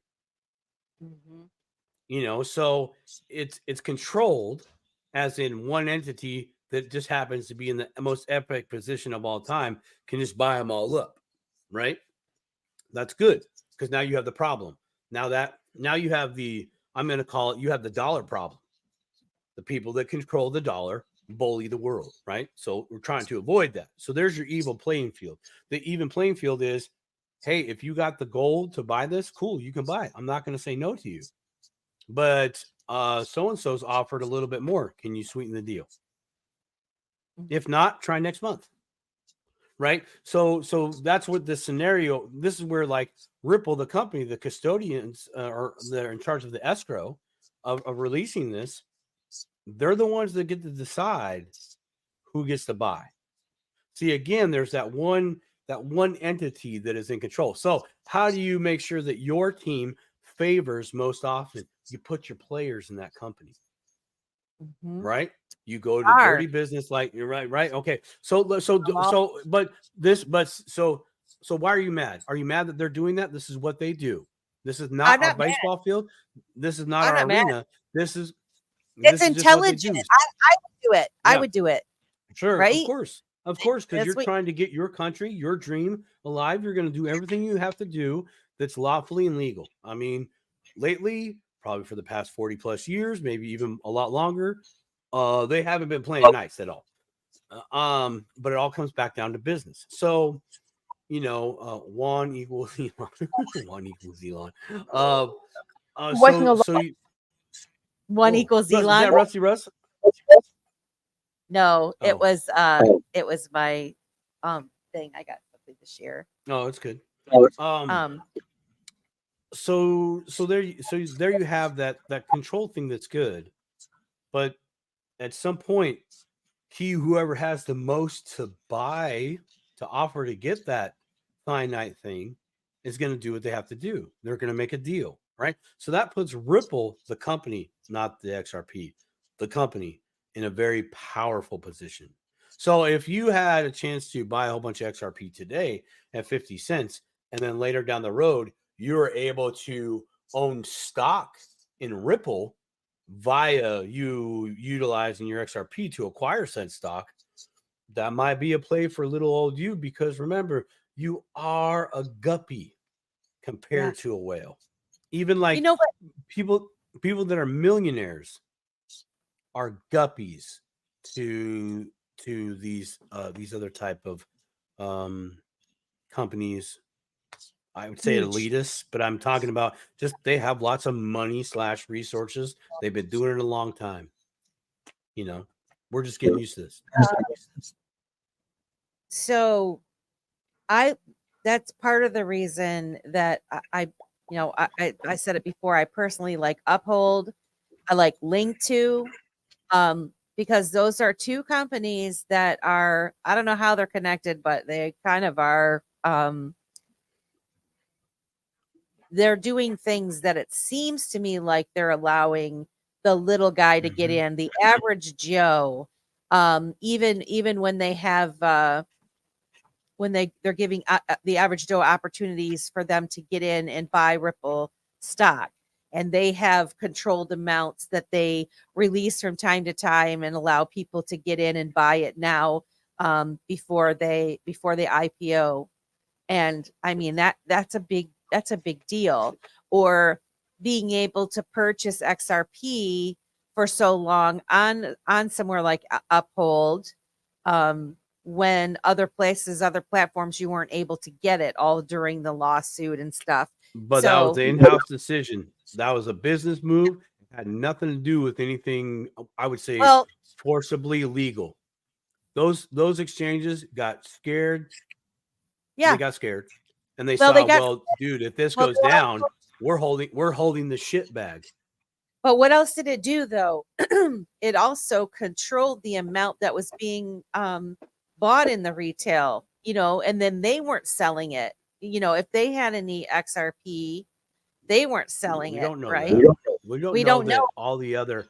We don't know if Coinbase or Binance or Binance US or Kraken or any others those places that were holding XRP. They totally could have called up. Hey, Uphold, yes. Well, over here at Coinbase, Simon Says Crypto. Hey, how you doing? Hey, so we see the retail market price for XRP is 22 cents. Check it out, my man. Sweet deal for you, straight off the top. 24 hours to make the deal or close. 18 cents per XRP. You in? You out? You in? Call me back. Let's do lunch. Peace. That's how that would go. That could totally something that can happen. So But I guess, just the fact that there wasn't a lot of places that you could buy it initially there for the longest time. That also, there was. well, it just where wasn't some of the big dogs. No, it wasn't the big dogs, and it wasn't easy. I guess what I'm saying, it wasn't easy. It wasn't easy for the average person to go and do it, and initially, where they didn't really understand. Most newbies. You talking about like the brand new person? Yeah, the brand new person, the people that are just no, they would have struggled because they only could go to Coinbase. That was like the only exchange they knew. To figure out all these different things, and you're learning different, new apps and all this kind of stuff. I mean, it wasn't a cakewalk. And if you get on the trusted, Coinbase app or something like that, that's what most newbies come into, using Coinbase. And so I guess where I'm saying they didn't make it easy for the retail investor because it wasn't available at these other platforms, kind of did well, I mean, it controlled the buy and sell action to some degree, because you got the people that were buying big chunks, those were being bought over the counter, not affecting the price, right? And then the retail market was being sold in relatively small small amounts for to be really, if I'm understanding this concept correctly, it makes sense to me that was a controlled environment. And when everybody says like flip the switch and do all this kind of stuff, once full utility kicks in and all of that, by the time that happens, the average person to be able to buy XRP at 50 cents, 60 cents it's not gonna be there very long once it really. Well, no, yeah. Here's years is not very long time. No, it's not. And so But this is, see, we're getting exposed to a great many things that we just wouldn't get involved in at all. Why? Because there was always these little walls of legislation and regulation that said, "Oh, you don't have a certificate to buy this thing, so you can't do it. You have to go get a professional to do it that's taken tests, and they're very Yeah. compliant to the powers that be. Called GRP brokers. called keepers. Gatekeepers. Yeah, they're gatekeepers, right? Crypto is the only thing aside from silver and gold that any average everyday person globally can just go and get on themselves. And there has been a a little late to the table from stopping the movement. Sorry, you're trying like hell now, aren't you? I'm sure that's going to bite me in the butt later. The train left the station on that one, folks. But to your point about the average Joe couldn't get XRP then. Nope, they couldn't. They have a chance to get it now. Yeah. And the thing is and I say this with the utmost respect that I have, and from the bottom of my heart. But here it is, real raw. This shit ain't for sissies. Yeah. You have to dig in deep. Your finances, your investment. This is what the big money knows is that your most precious asset is your time. Yeah. And they also are very good at leveraging their time. Yeah. Right? And they're very good at it. Take a page out of their book, see what they're doing to you. You can figure it out. But you have to use your time in order to learn that stuff to do it. This isn't for sissies. This stuff will make you cry. This stuff will make you frustrated. You can have bad weekends because your emotions take in, right? So now this whole space about you taking your financial life into your own hands. Yeah. That's good. But it's emotional. Don't walk away from that. Don't say I can't do it. Just say I'm not doing this today. Yeah. Don't walk away because they don't walk away. You wonder why some very wealthy people are hard-nosed on a number of different things, because that's how they have to be in order to get the job done. Their job, their goals. And yes, there's smiles and there's rainbows on some of those days.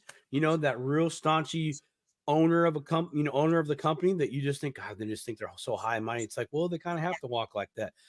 And then they all of a sudden buy everybody coffee just to say, hey, I really appreciate you.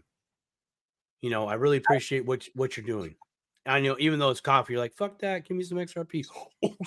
Oh, I said, fuck that. Sorry. Oh, dang it, earmuffs. That was very unprofessional. Shout out to sing for Jesus, and you just said the F word. I'm sorry. We got to sing for Jesus for me. Tell him I'm sorry about the F bomb.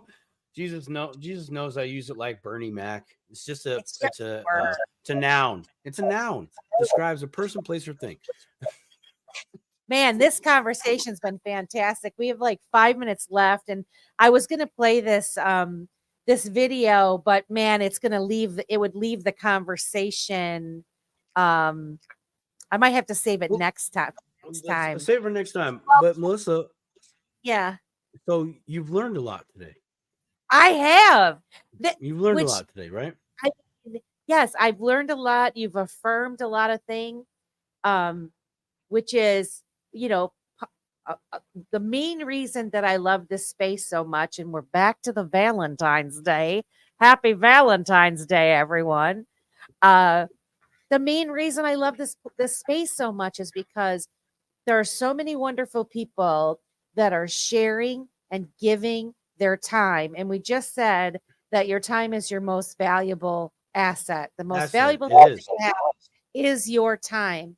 And so by taking their time to put together these threads like that gentleman or lady did in regards to Stronghold, or, the time that your friend put together building his bot, or, Crypto Queen on Spaces having developers come on and explain their projects.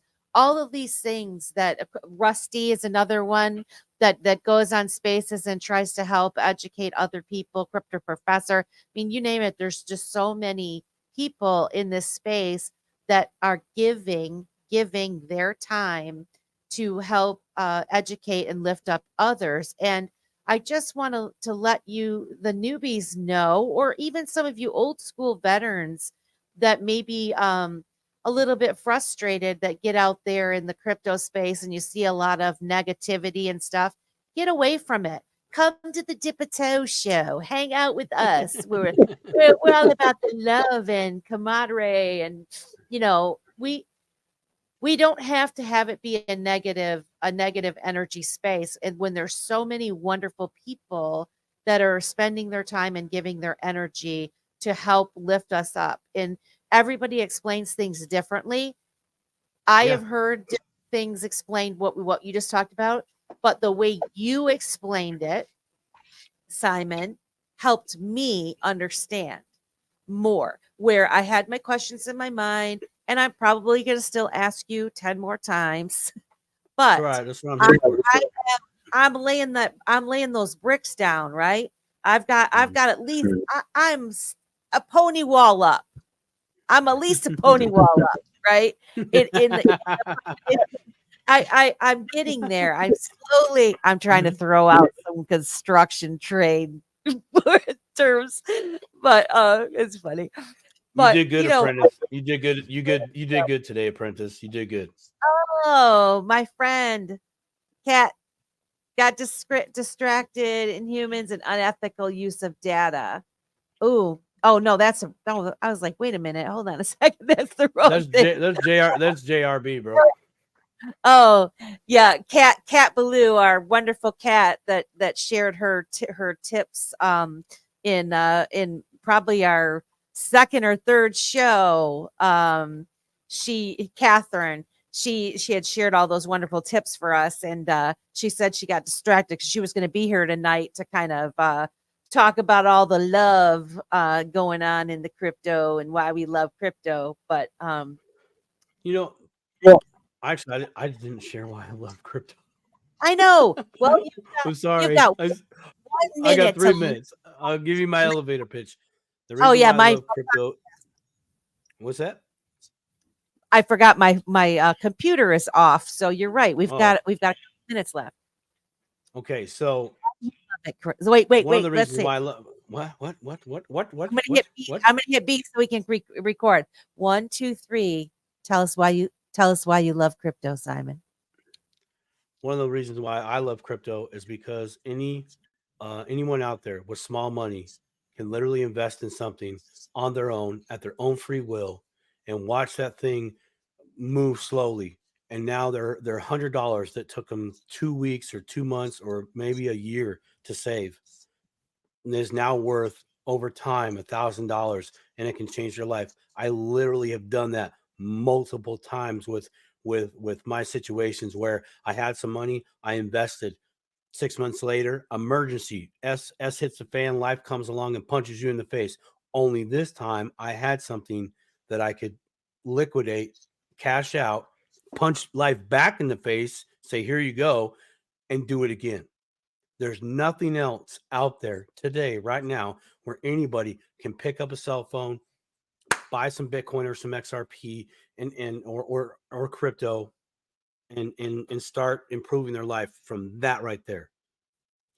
That's what I love about crypto. It's been the big thing. It's an exponential growth path to your financial freedom. I love it. That's fantastic. Kat says doing better on her own than was doing in my regular IRA 401k. Right there. That's the deal. Because why? Because they took the control into their own hands, and they started giving it their intention, and understanding how this stuff works. And we can do this, people. We are smart enough. It really is a matter of what you're choosing to give your time to. And like Simon said, it's not for everyone. Lisa, I love it for that it is freeing It makes me want to It is. learn, and it seems like an answer to so many things. It is. Yeah, I love that. Oh, JRB says, thank you both for being you. Well, we love you, JRB. And I am still I apologize that I need to get back. I read your email and it's a long one. And I've got so busy that I haven't had a time to like really address it, but definitely want to circle back with you as time allows. Yeah. Lisa says, what I don't like is how it's mind-boggling at time. I get it, Lisa. I get it. Well, It that's can why be. this stuff ain't for That's sissies. why And if we're you're in together. cryptos, you're not a sissy. Yeah, right? We got big love, big help for each other. We do. We'll make This moves. is We're making major moves. Like Mr. yeah, Man. making moves. And you know what? And but this is like the biggest global community that we have each other's backs, and that's what's Yeah. great. You know, you're and what you're going to discover in your crypto journey is the same thing that we've all discovered. That you have the fire and the light within to carve your path, and you're doing it right now. Even though you're feeling like, well, what the hell? Yeah, that's just part of the process. Eventually, you kind of go, oh, hey, this ain't so bad. Ooh, look at that. Yeah, let's go out tonight. I can play roller skates now. Yeah, hold on, wait, hold on. Smooth. Huh? Yeah. Eventually, you get to that point. Yeah. But before that, it's Yeah. what do you Yeah. mean? What do you mean? Yeah, I get it. But we're doing good. We'll all get there eventually and we just continue to lift each other up and help educate. Love you, Mr. Man. Mr. Oh, Man. that's Thanks for stopping Well, by that- and saying hi. I got to run. You got to Love it. run. We got to run too. We want to thank everybody for stopping by and participating in a Debato Let's Talk Crypto. Happy Let's Talk Valentine's Day. Happy V Huh? Day, everybody. Yeah. I hope that everyone's having a wonderful day and cherishing the time that we've been given. Thanks, Rusty, for stopping by. Yeah, thanks, Rusty. God bless you wait. and all your littles.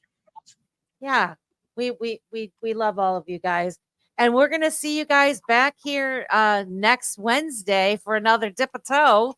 Not sure what it's gonna be on yet, but we'll let you know. Hey, if you guys can go on. I want to know what you think about my my thumbnail, the pig. I don't know what I was thinking about the pig with the Dude, glasses. I loved it. I thought that was dope. That was awesome. Yeah, I loved it. I went a little crazy. She says, I ain't a sissy. Lisa's not a sissy. Love it. All right, guys. We'll see you next time.